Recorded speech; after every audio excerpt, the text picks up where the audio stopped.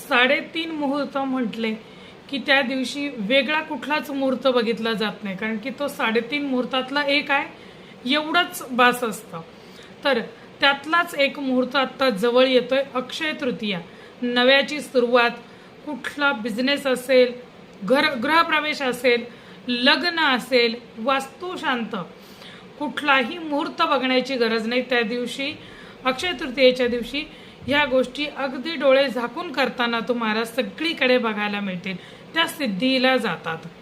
त्यातच सामूहिकरित्या केलेली प्रार्थना ही सुद्धा पूर्वजांचं पूर्वकर्म कटण्यासाठी किंवा ते दोष निघून जाण्यासाठी, पितृदोषातून मुक्तता मिळण्यासाठी, लक्ष्मी स्थिर करण्यासाठी आपण करणार आहोत कुमकुम अर्चन.